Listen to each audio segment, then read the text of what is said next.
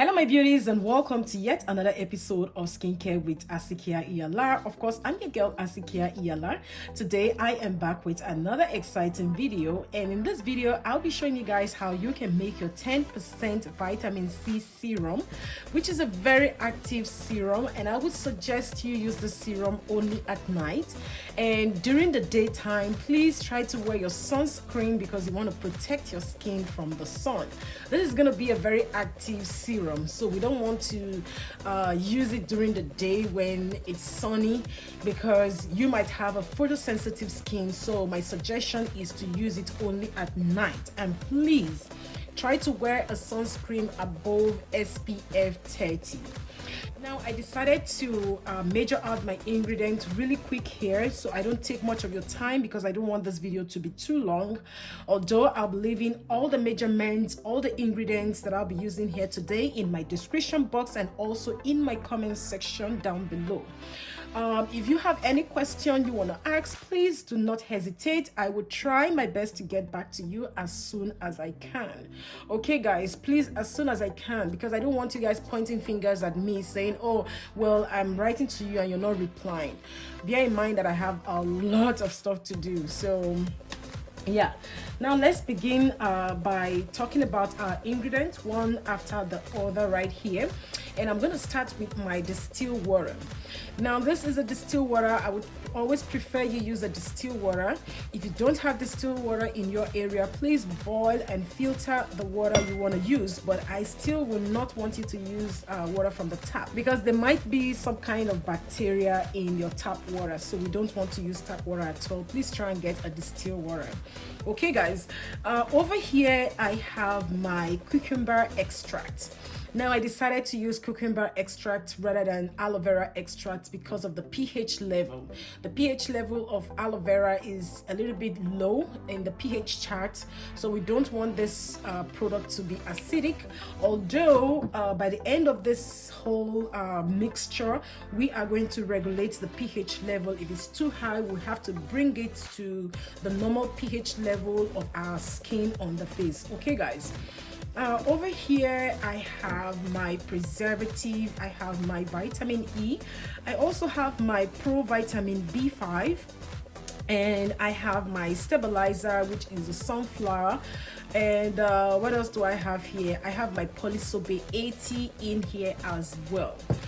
Over here I have my glycerin, okay, and we are using just 5% of the glycerin right here. And right here I have the hyaluronic acid, and we are using only 0.5 of this. We don't want it too much, and I think this is a little bit too much, but we'll see how it goes. If I have to adjust the measurements, then I have to do so, but this is the measurements I have here. And right here I have my vitamin C, which is the 10% vitamin C, and also niacinamide. Now the reason why I am using niacinamide is because niacinamide is always very recommended, very good for post-inflammation hyperpigmentation on the skin. So that's the reason why I am using that. Now these are all the ingredients we need, and over here we are going to be using the sweet orange essential oil. And the reason why I decided to use this is because essential oils are good for the skin, and also to have that nice smell when applying your product on the skin. We don't want to we don't want to go hard on ourselves just because we're trying to you know, benefits from other ingredients which are not so good with a smell. If you're a formulator, you know what I'm talking about. So adding essential oils that have a very nice smell and also beneficial to the skin is very okay and very recommended. What else do I want to say before I begin? I've talked about this already. This is a pH adjuster. By the time we are done with making our product, we want to test the pH level of the product to see if it's too alkaline or too acidic for us to use it on our skin. If it's not skin friendly, then we have to adjust it and bring it to a normal pH level that will be suitable for our skin. Okay guys, now we have to begin here really quick, and the first thing I want to do before I move on is to add in my vitamin C and also the niacinamide so it can dissolve while I am doing other stuff. Okay.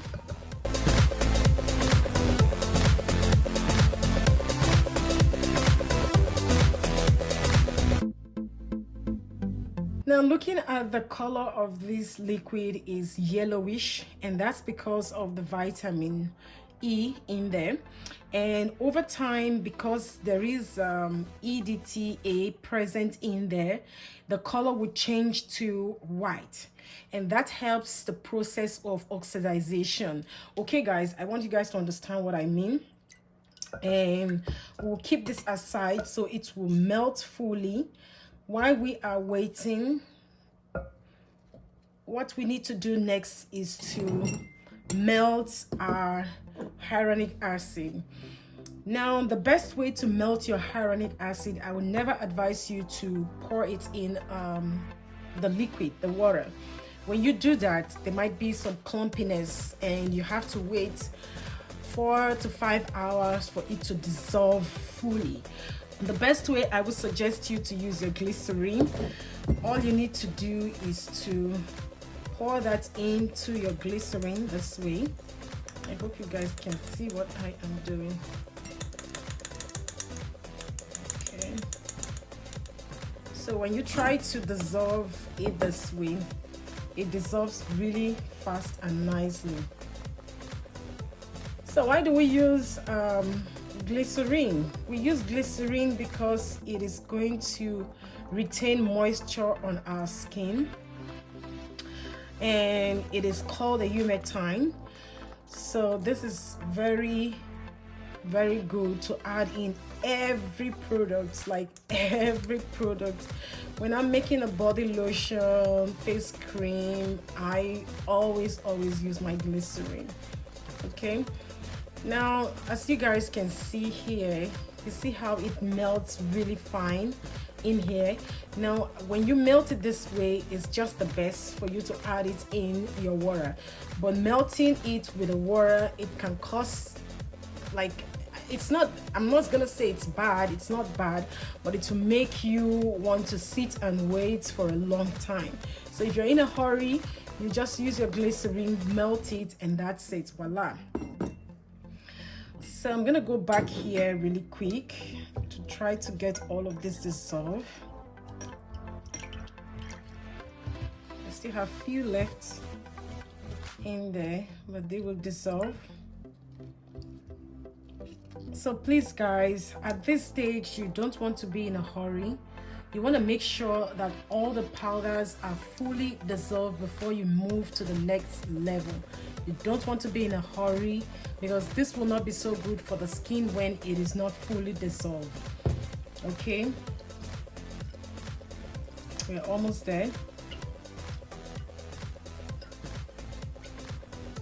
I would have used my machine here, but the liquid is, the content is very small. I don't want to make a large quantity, so this will not be so helpful at this moment. This is a very easy method. You don't need to heat this. All of the ingredients we have here, they are very easy to work with. You don't need to heat them. Okay. All right, so now that we have everything fully dissolved, let me mix a little bit more here. Okay, so the next thing we want to add is our extract, which is a cucumber extract. We'll put that right in here. Please do not use your stick blender for this, please.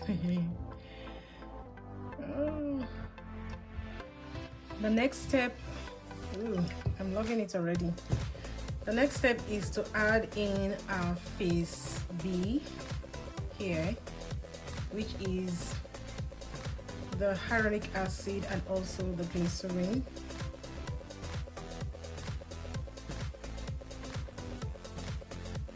You also want to make sure that everything is fully dissolved. Very easy, right? very easy. And the next step is to add our preservative, vitamin E, provitamin B5, stabilizer, our neutralizer, polysorbate 80. That's what we have here. So all we need to do is to just pour it in there, scrape all of that out, and you mix. Okay guys, you want to make sure this is mixed properly, like really well.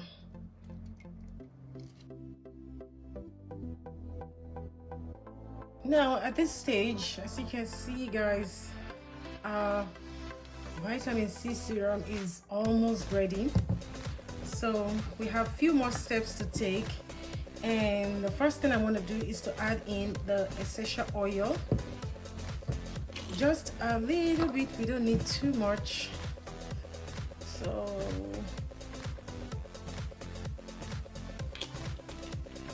now it's always best to put your essential oil before you check the pH level. The pH level should be the last thing you check. Okay, so we adjust, and knowing that we are not going to add anything else into our product.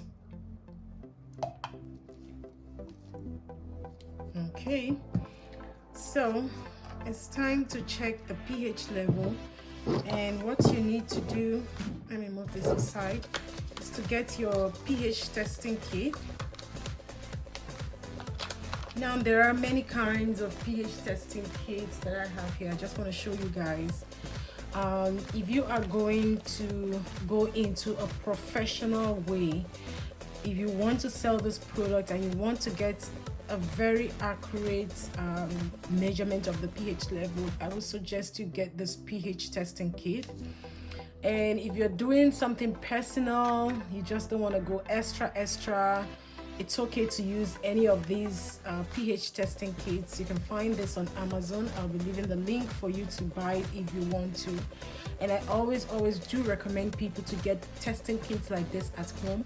When you buy products, you want to know the level of the pH of the product you're buying, so you don't get yourself in a situation where you're having either dry skin or acne or burns and all of that stuff. So you need to check the pH level to know what is in there. Now, to be able to use our pH tester, we need to have a distilled water again in a cup, a clean cup. Fill that to that length,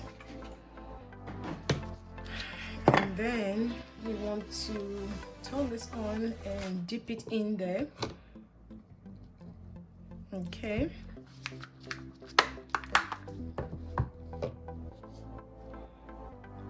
Okay.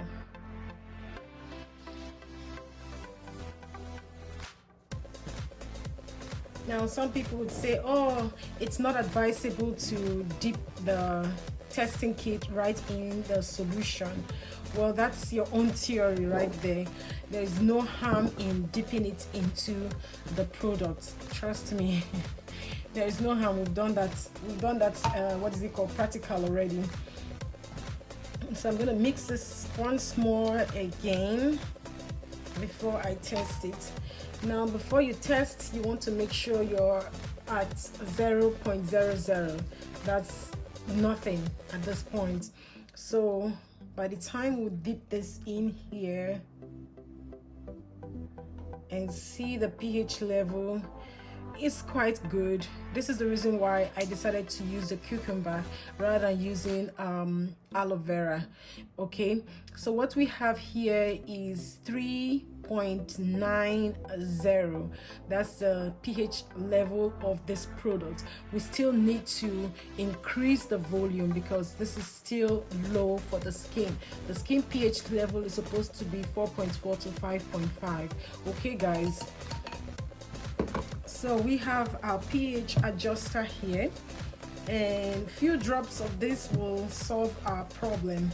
Yes, just a little bit, because we are close to that pH level that we want. So we want to put just a few drops. Please bear in mind that when you're doing this, you just don't want to go straight with adding a lot of quantity. You want to make sure you're putting a little bit and then testing it afterwards to see what it is, okay, rather than putting all at the same time. That would be a disaster. If it becomes alkaline, then it's a problem. You need to now start to decrease the volume of the pH, which is, to me, is just too much product in there. We don't want too much product already. So you want to mix properly and wait a while before you test it again. Now when you want to test it again, you want to make sure that you're switching out this water. You don't want to use the same, because already we have the product in here, so you might not get the accurate measurement. Okay guys, so I'm going to do that off camera really quick, because I have to stand up here. Very nice and creamy, and the smell is amazing. I love the smell. Okay, let me quickly switch this.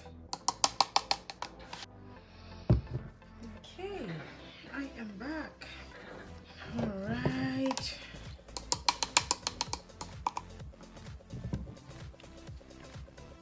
So right here we have 00. That's to tell you that the pH level is back to its normal state before we can now test it again. And let's go in and see what pH we have. Let me mix this really quick here.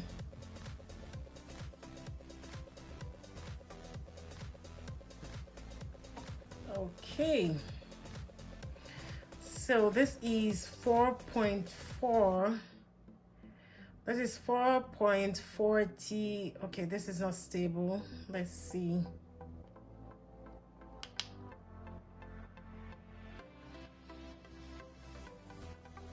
Okay, so this is 4.2. We need a little bit more to get to the pH level we want.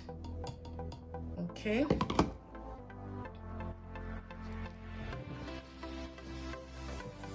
a little bit more. Now this is what you have to go through when you are actually trying your possible best to get a very good pH balance, skin friendly product. You want to make sure you're doing everything right. So we need like 3 drops here.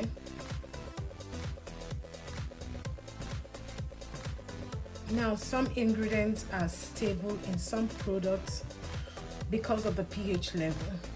Now if you're working with an ingredient that needs to be in the pH range of 4 to 6, and you are making a product that the pH level is above that or below that, then it becomes a problem because the ingredients cannot be stable, because it has to be in a certain pH level. I have worked with so many materials that the manufacturer of that material would say this ingredient has to be in the pH range of 4 and 6 or 4 and 8 or 4 and 9, depends on the material you're working with. Now in a case where you don't listen to the manufacturer of that ingredient, the product will not be stable.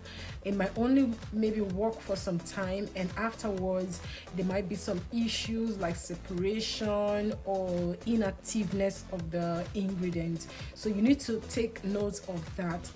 I need to teach you guys more about ingredients and how they perform in products. I have here my testing kit. Let me move this aside really quick and show you guys what I'm talking about. And this kit will tell you how the product will perform over time. That is what we call the efficacy data of a product. if the efficacy data of a product is not so good, then you would see it will show you here how long the product can last for, how long will bacteria start to live in the product, and all of that stuff, like molds and all of that. So yeah, I would advise you, if you want to do business, if you want to sell this stuff, you need to do what is right. You need to get all of this stuff. These are very, very crucial as a manufacturer to have them. Okay guys, so let me move this aside, and we are done here. Our pH level is very good. I still need to check that because we need to take a record.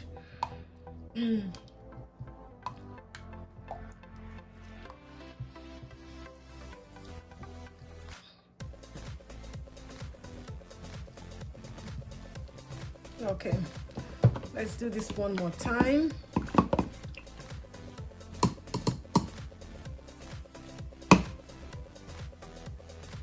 Okay,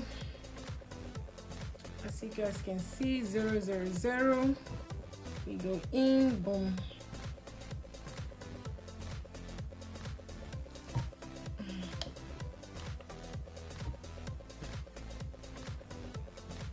Okay.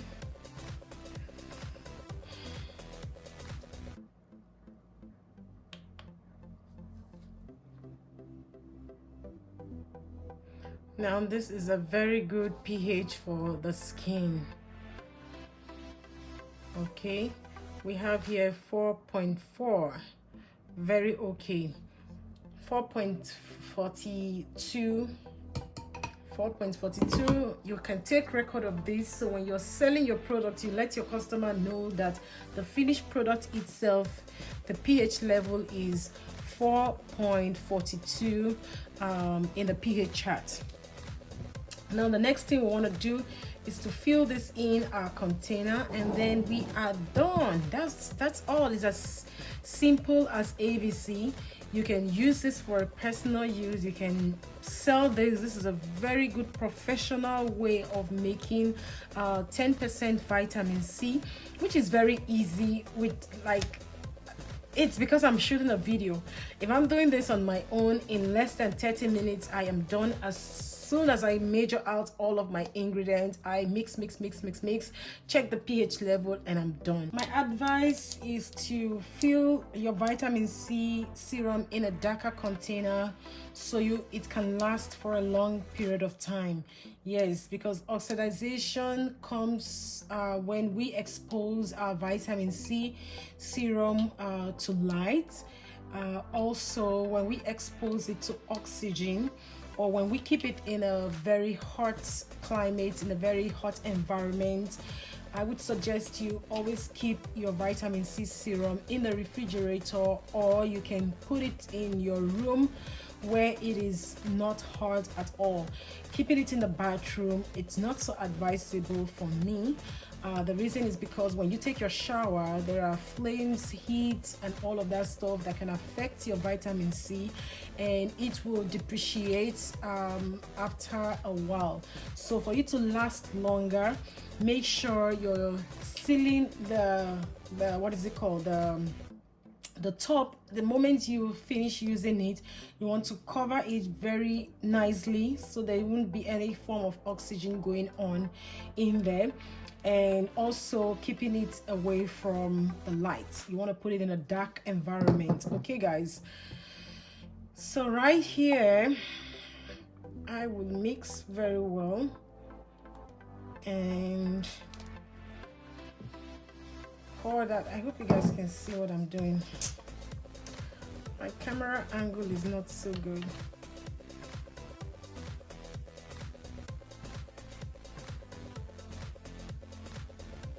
After these, you can put your label, and voila, you're ready to sell. It's as easy as ABC.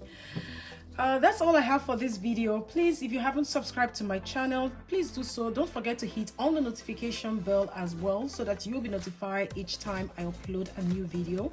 You can follow me on Facebook, Instagram. I would prefer you follow me on Instagram. On Instagram, there are many updates on what is new in my store.